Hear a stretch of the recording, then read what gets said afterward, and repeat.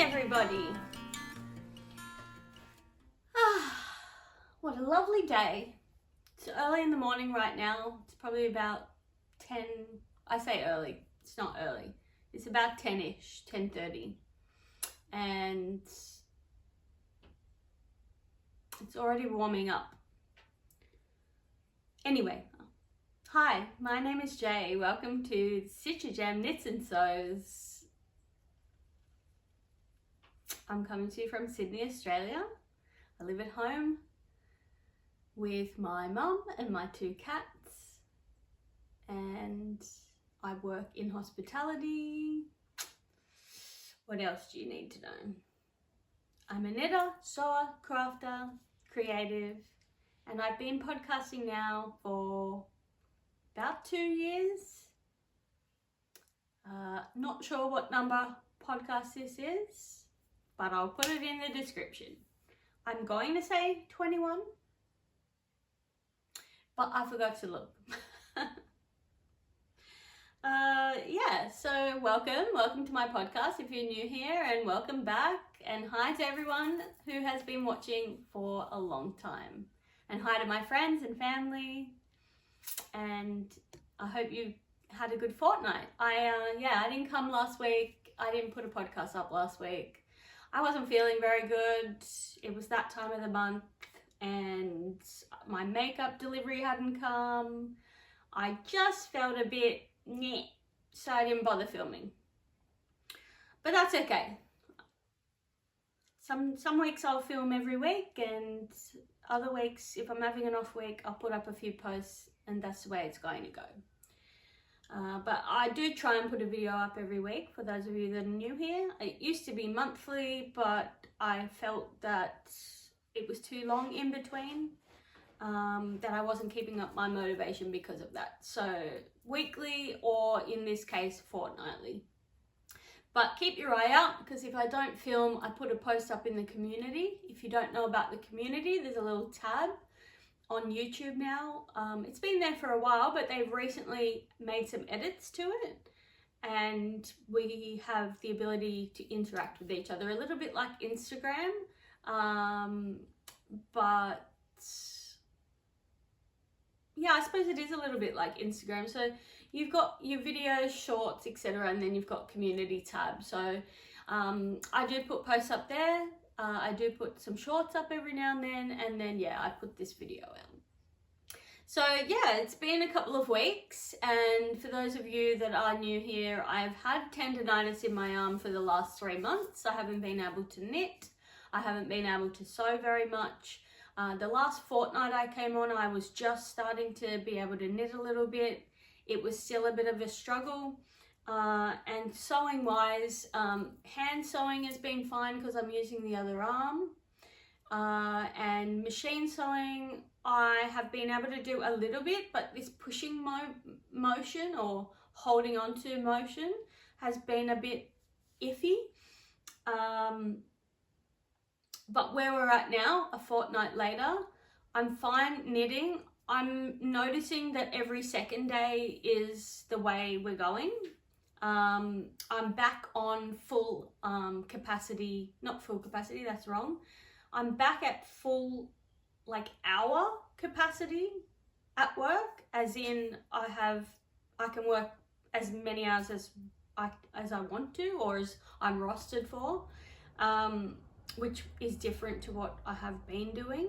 And in terms of from the physio perspective, I think the last time I spoke to you, I was up to 2 kilos. I'm now up to 5 kilos. On one hand, I've got some new exercises which are helping me to build up that strength to be able to do tray service. I work in a 5-star hotel, and tray service is a thing. And by that I mean having a round tray, having drinks on it, taking it to customers, etc., and also clearing. So even that right here, I can feel it right down into my fingers, but it's significantly better. I think we're at about 85% now. So there's that. The tennis elbow side of things, so the tendonitis is here, that's about 85%, and the tennis elbow has its moments. I did quite a lot of knitting yesterday, and so my arm's a bit sore today, so I'm not going to do any today. It's not sore as in, you know, really agonizing painful, but it gets really stiff and tight, even through in the hand area, so I just don't want to overdo it because I'm only just starting to heal. And I've been advised by the physio, so yeah, just I do a little bit here and there, but not anywhere near, you know, full capacity at the moment, but that's fine. I'll show you my progress on some projects. I'm just happy to be knitting again. I can see in the background my 2 cats have come to listen to me talk to you guys. So yeah, so in today's podcast episode, I will be talking about some natural dyeing and my progress on the socks that I've been knitting on, and a new cast on, and a bit of sewing as well, and a little bit of an update on my book, which I started to talk to you about a fortnight ago, which I've nearly finished, and a little bit of life, which, you know, I've probably already done enough of that, but I might get you might get a little bit more life thrown in there as well. So I'll start off with that I like to experiment with things, and I like to get creative, and I like to have a play around. And I have been wanting to do some natural dyeing for quite some time, but I've been afraid. I don't know why. But I think because I didn't do enough research. I think because I knew that you could dye with plants. I knew that you can dye naturally, but everyone kept going on about a mordant, and I was like, well, what is that? How can you have a mordant if you're doing natural dyeing? Anyway, I've learned a little bit since then. I've you know, touched on that we have a big rosemary tree out the back, and rosemary plant out the back, and so I just thought I'd have a bit of an experiment. And I researched that you could use vinegar as a mordant, which also acted as an acid or alkaline. Alkaline? Don't quote me on that. I'm not good at retaining information. Anyway, long story cut short. So I cut a huge chunk of rosemary off. I needed to give the bush a prune, and I thought, well, I've got some white t-shirts and I'd like to just give it a go. So yeah, so I gave that a go. I'll put a bit of footage in.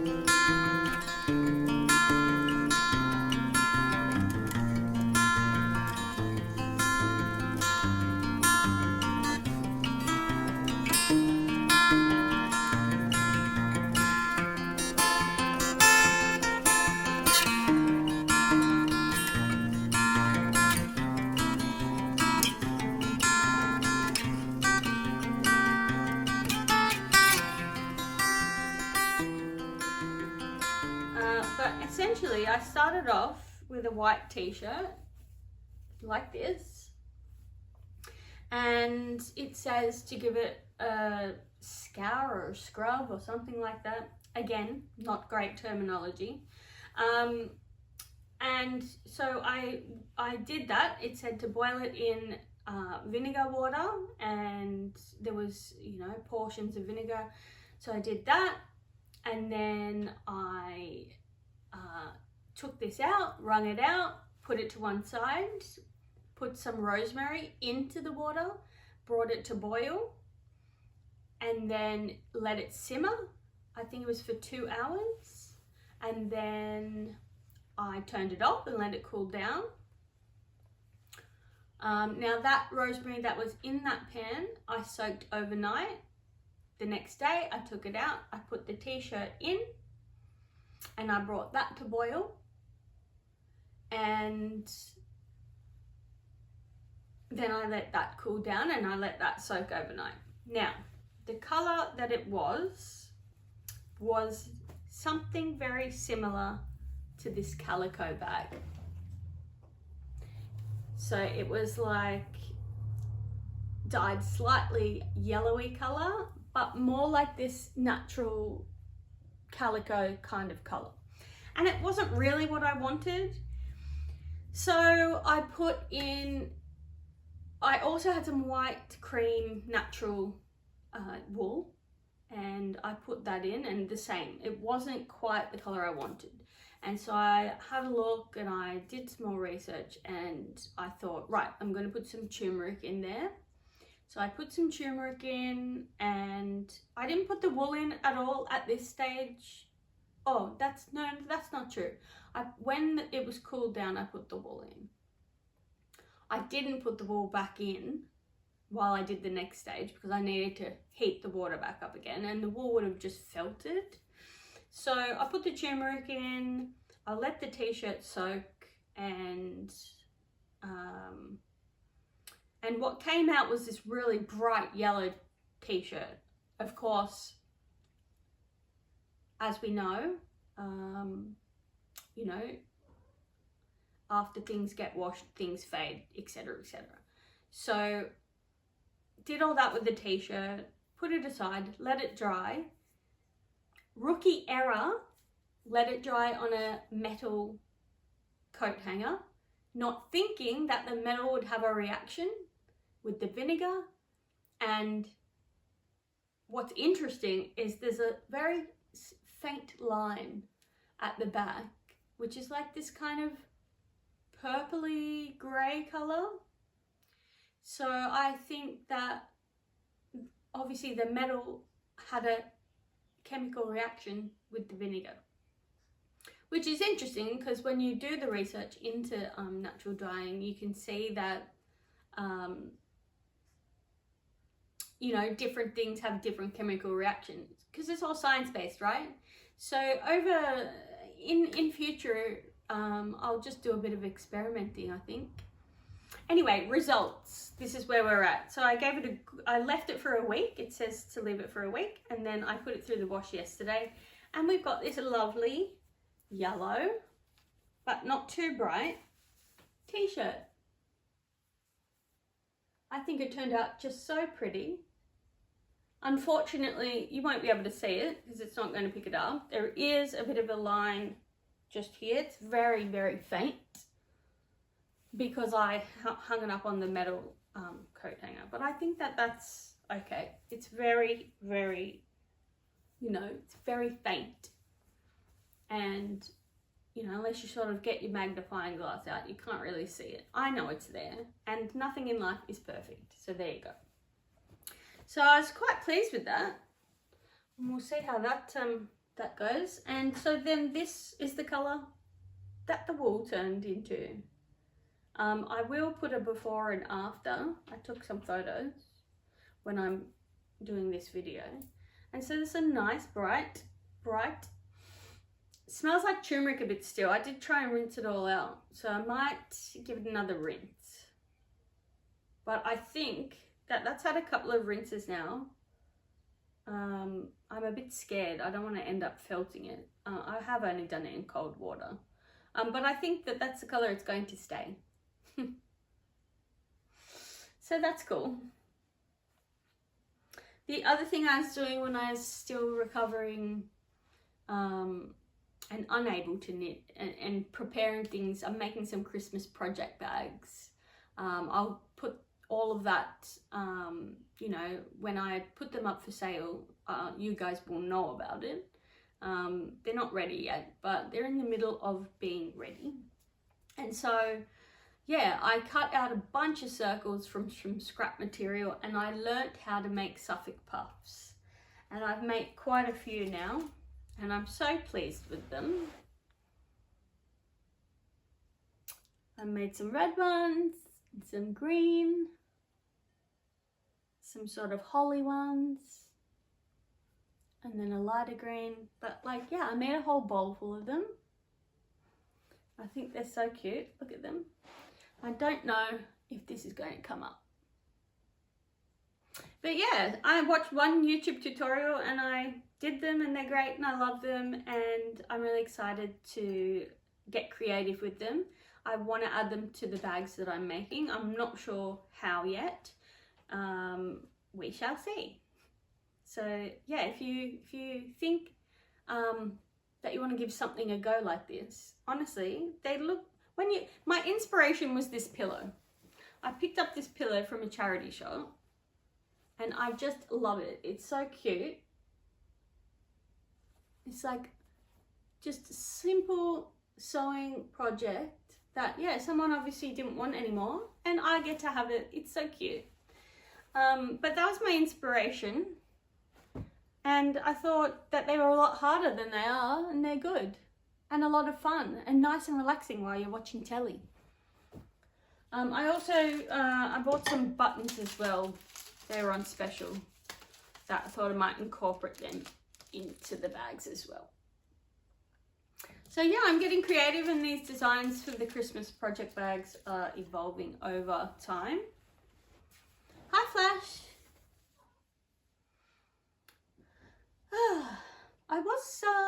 Something in my head is telling me that I had to tell you something, but I don't really remember what it was. I think maybe it was to do with the arm and work and knitting and where I'm up to with that. It's going to be 31 degrees here on Monday. It's still spring. That is not something I'm looking forward to. Thankfully, I'm very privileged enough to have air conditioning and air conditioning at work. But yeah, that's going to be a killer. We have we've put a lot of effort and work into our garden, and it being that hot this time of year, hopefully we can keep things alive. And some of our spinach has bolted already because it's just too warm for it. So yeah, we'll have to see about that. So before I get onto my knitting, I will just touch on this book. So I started telling you about this book a fortnight ago. I've now nearly finished it. And Jenny Colgan is a Scottish writer, and I'm not really one to normally read fiction. I'm not really one to at all read romance. And the first one I read of hers, which I talked about a few podcasts ago, was good and I loved it, but it was a bit too easy of a read, cheesy of a read. It was a bit too, it was good, but I think it was the first one I read, so I didn't know what to expect.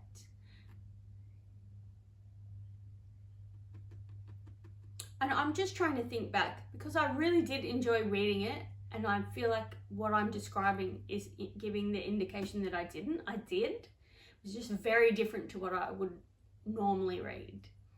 So I found this second one in a street library, I think, or a charity shop. Either or, one of those two things. And I thought, right, well, I really did enjoy reading it. I'm going to give this one a go. And this one is, I loved this book. And yeah, it is romantic, but it's not your typical, it's not romantic the whole way through. And there's a lot more to it. I think as well, I really resonated with the character in this book. Who moves to a seaside town, that's not what I resonate with, because she's dealing with agoraphobia, she's dealing with severe anxiety, she's dealing with grief of the loss of her grandparent.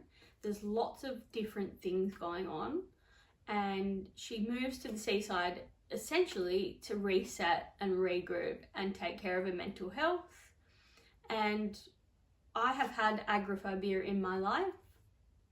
In 2018, I had a lot going on, and I really had a lot going on. There was a long list of things going on, and I really, apart from going to work, didn't leave my house. And even when I got made redundant, during that time, I didn't leave my house. Like, yeah, it was a real low point in my life. And now we're at 2025, are we? Yes. Like, you know, it's nice to look back and see how far you've come in your journey, right? This book resonated because it was a story. It is a story of her healing journey, with a little romance thrown in there, which is in a way that isn't too overbearing for me. So I really recommend this book. I'm nearly finished it. I will hold on to it for a little while, so if anyone would like it, I will put it on my Ko-fi page and you can buy it from me secondhand. Let me know in the comments if you're interested. If you're interested, I'll put it on my Ko-fi page. And I am happy to ship as long as you pay for it. I have no problem with that. Not sure about America. Never posted to America before. I'd have to have a look at that. But I'm sure it could be worked out. So there you have it. And if I don't hear from anyone, then after a few months, I will figure out what to do with it. I'm not sure if Julie wants to read it. One of my friends from Knitting Guild. Hi Julie, if you're watching. I'm not sure. We'll have a look. Anyway, I've waffled on about that book far too long. Let's get to the knitting. Oh dear. Right, so last time I was here, I showed you that I had finished sock number 1 of my favorite vanilla sock with some modifications. I put a different heel in, and there's some other modifications, but I don't want to talk about those just yet. So I will just show you on my progress. So last time, that was a fortnight ago, I had done sock number 1. And this is where I'm at with sock number 2. I'm just about to do the heel, cuff, and heel turn cuff. Oh my god, brain not computing. Heel turn. You know what I'm talking about. You're all knitters here, I think. Anyway, this is where I'm up to on that. I'm up to the heel, and then we'll go into the foot after that. So for a little while now, I've had this box full of scraps, full of bits and pieces that I've picked up at Fibre Frolic Festival, which is a fibre festival that is on every year, which is about 20 minutes from my house. And yeah, I have this gravitation towards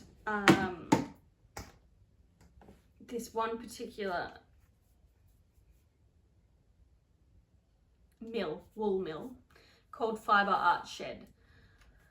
The reason I like them is it's all natural, but also they do a lot of reclaimed, like, mill waste production.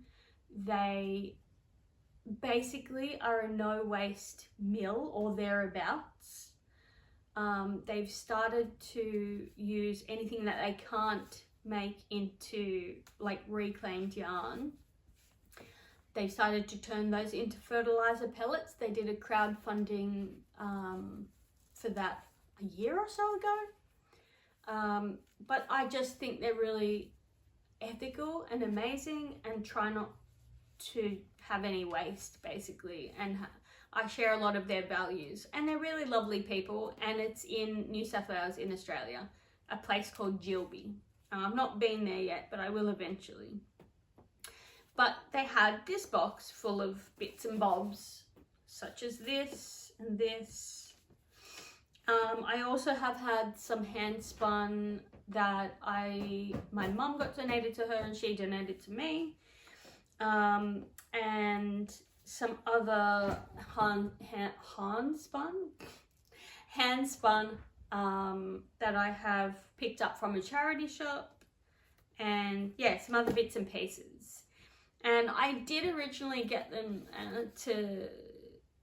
in the mindset that I was going to make some like knitted stuffed toys, but I have no motivation for that at the moment whatsoever.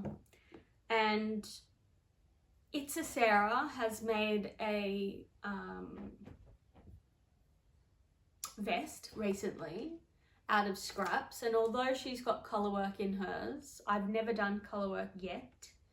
I've never really made a garment to its full finished object yet, and I will. My goal is with this one to finish it. Things have come into the mix of why I've not finished one yet, but yeah, I think this is the one. So I got inspired by that, but the pattern that she used that I wanted to use was an Aran weight, I think. And I wanted DK, and although I know that it can be converted, I'm still very new knitter, and I didn't really feel confident to be able to do that. And also it was a paid pattern, and although I'm happy to support, and I do buy things all the time, I did happen to stumble across a free pattern which uses DK, which I really loved the look of, and so in this case I've decided to go with that. That doesn't mean I won't knit the other one at some point. So yeah, so different colours that I'm using, different scraps, and I'm also adding things that are, you know, that I have in stash, because I don't have enough scraps to make, well I do, but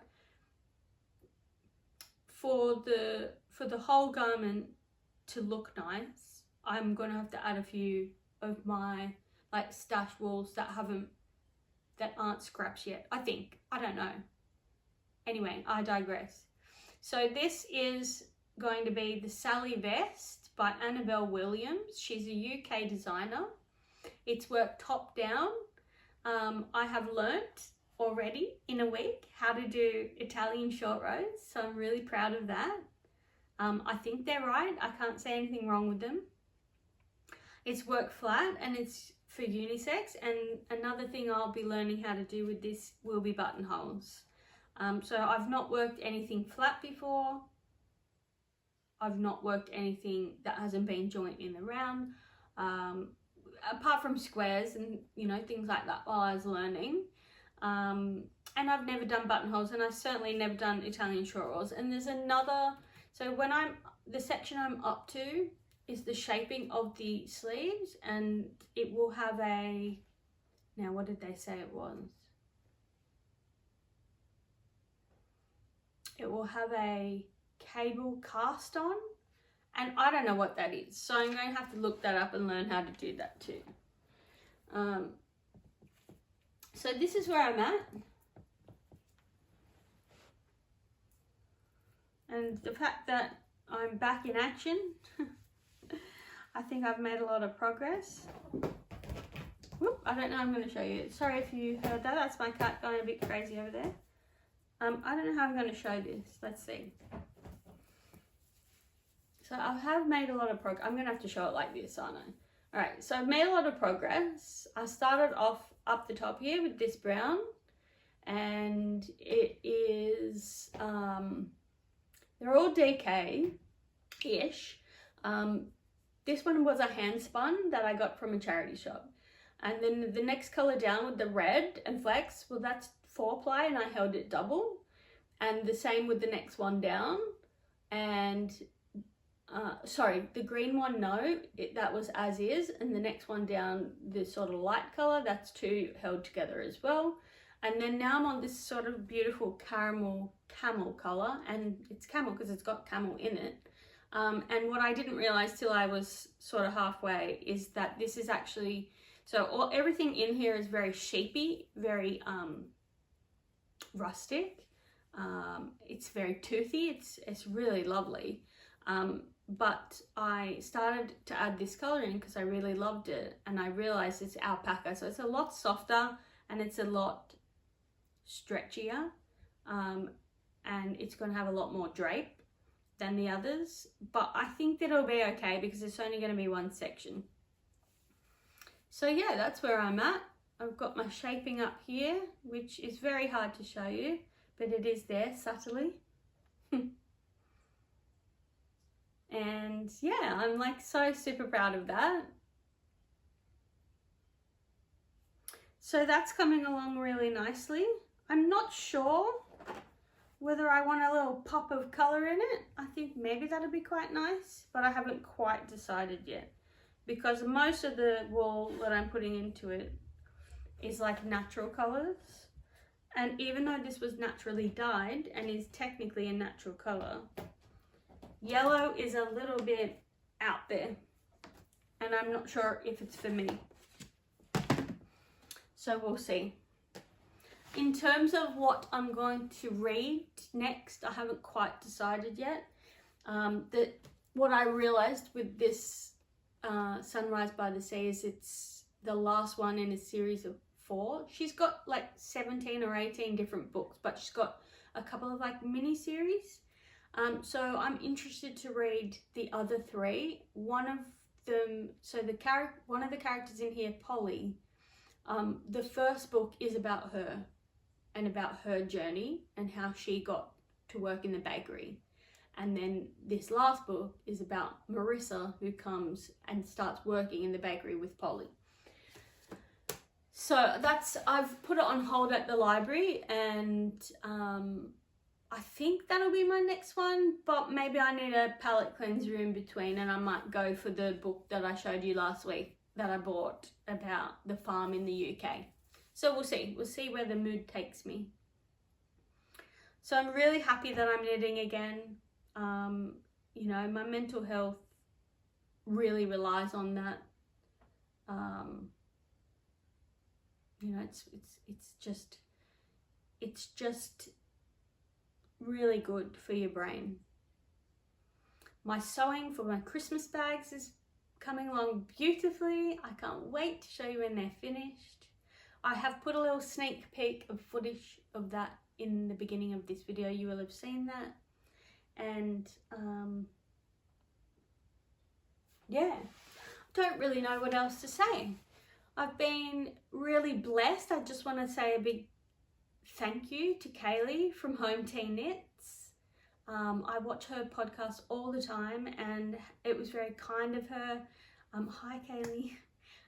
She put a link to my video in her community post, and I have had about 15 new followers from that, so welcome everyone that's come from there. I'm really grateful and appreciate that, and hopefully by in turn me talking about it, you'll go and check her podcast out. I will put a link in my community, but I wanted to wait and not do it sort of straight away until I'd thanked her personally. I think it's a bit more personal to thank someone personally, and then I can do that too. But it's just nice, you know. There's been a few people in this community that have been really helpful and given me advice and shared and talked about me in their podcast. And then there's been a few where I've been ignored, you know, about asking advice. And interestingly, I haven't felt very welcomed thus far into the Australian knitting community. I think from my perspective, it seems to be quite cliquey, and I'm not surprised because I've moved interstate in this country before, and yeah, people can be quite cliquey. And my experience that people from the UK are not like that. And yeah, I don't know why Australian, and I'm not talking about everyone, I don't mean everyone. I'm very welcomed in places like the Knitters Guild and the Knitting Circle, like in my local group. But overall, at large, I do find, yeah, Australians to be quite cliquey. So I'm not sure why we're like that. I'm not like that. Everybody's welcome here. If I see your podcast and I like your podcast, I'm going to talk about it. And if I see you at a knitting show, I'm going to talk to you. I might be shy. I might feel a bit intimidated, but I'll give it a red hot go. Because I am shy. I'm a very shy person. I mask a lot, and I project out confidence, and I work hospitality, and I can do it. And I actually probably, you know, it comes from somewhere in here, but on the sideline, I'm very shy. Coming up to you, I find it very hard to talk to people in person. But I do it because if you don't do it, you don't make connections, and you don't learn, and you don't connect with community. And I think that that's a really important thing in our life. I think community is a really important thing to have, and that can be a knitting community, it can be your neighbours, whatever. I think community is key to health. Even if you're shy, you know, it doesn't have to be that you're connecting with everyone all of the time. And community here on YouTube. So I'll stop going on about that, but you know, it's all good. Thank you for watching. I really appreciate it. And put me a comment below. Tell me what you're knitting on. I'd really love to hear it. If you are new and you want to hang out again, hit that subscribe button, turn on your notifications, and give my video a like. I really love that. Until next week, happy knitting. See you later.